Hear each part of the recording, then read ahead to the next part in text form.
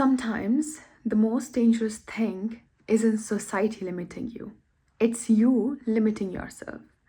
And I learned this the very hard way. There is something I've been thinking about a lot recently, the idea of controlling your mind. When I was in high school, I was so obsessed with this philosophy. I used to read the books by Vivek Anand. I'm sure you guys know him. He's a very famous Indian philosopher and at the same time thinker. After my coaching, after my studies, after everything, I used to read his books so much. I still remember one of the lines he used to say. He used to say this line: control your mind, don't let the mind control you. It's a very famous line he used to say. And I still remember it went so deep into me that I shaped my whole identity around it. And honestly, it helped me. It made me so strong. It made me disciplined. It helped me survive a lot of chaos.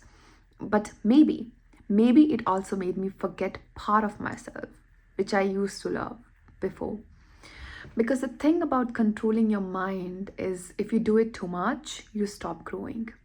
You start restricting, you start shrinking. That's what happened with me as a designer and as a person as well. When I was a kid, I used to love drawing. I drew robots. I used to help my cousins. I used to help elder people than me.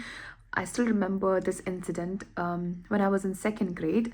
I was having a very high fever, and my neighbor, who was my neighbor brother, I remember, he was in sixth grade and he needed my help with drawing on big, it was a big drawing on a chart paper, and he needed my help with that.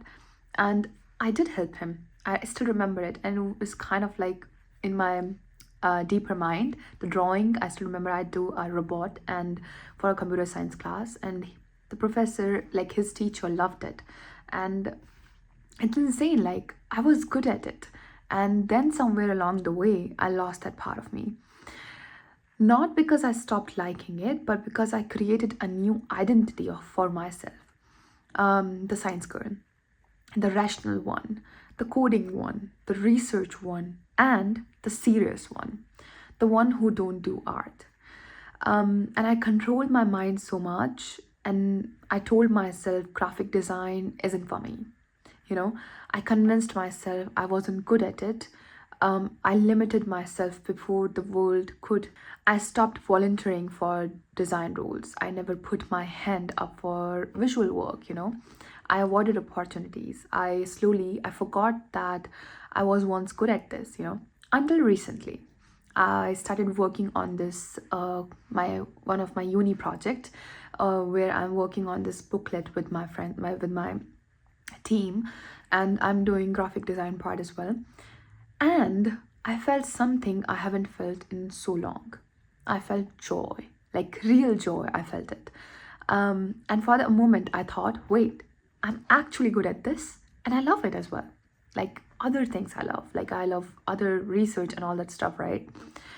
And that scared me because if you have spent years controlling your mind, you forget how it feels to surprise yourself. This experience made me realize something. Controlling your mind is useful until it becomes a cage, until it becomes the reason you hide parts of yourself you didn't even mean to abandon. I think we all do this, not just with skills, but with identities. We tell ourselves, I'm not creative, I'm not social, I'm not emotional, I'm not technical, I'm not confident, I'm not this or that. We don't try things that don't match the identity we created. We don't allow new versions of us to grow. We stay in the safe box of who we think we are. But the reality is, the mind is not a simple identity. The mind is a system with defaults, with loops, with biases, with fears, with unfinished stories. And sometimes the part of you that you are not using is not gone. It's just waiting for you. Like graphic design reminded me that identities are temporary, that control is temporary, that nothing about us is fixed and no one is judging us, that every part of ourselves can come back even stronger than before if we give it a space, if we give it a try. And you can bring your inner child back. And I think having an inner child is very important. So now I think about controlling the mind differently, not in the sense of suppressing my emotions or restricting yourself or living inside rigid rules, but controlling your mind in the sense of questioning your labels, challenging your fears, and creating freedom inside your own head.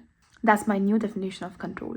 Because when you control your mind too tightly, it becomes the biggest thing that controls you. So, if there is one question I want you to ask yourself after watching this, it's not about, obviously, not about graphic design or discipline or identity. It's this: what part of yourself have you never allowed to grow? You're a talent you forgot, a curiosity you abandoned, a version of you that you suppressed, something you loved before you learned how to fear judgment. Let that part breathe again. Because maybe that forgotten version of you is exactly the one you need now. Thank you.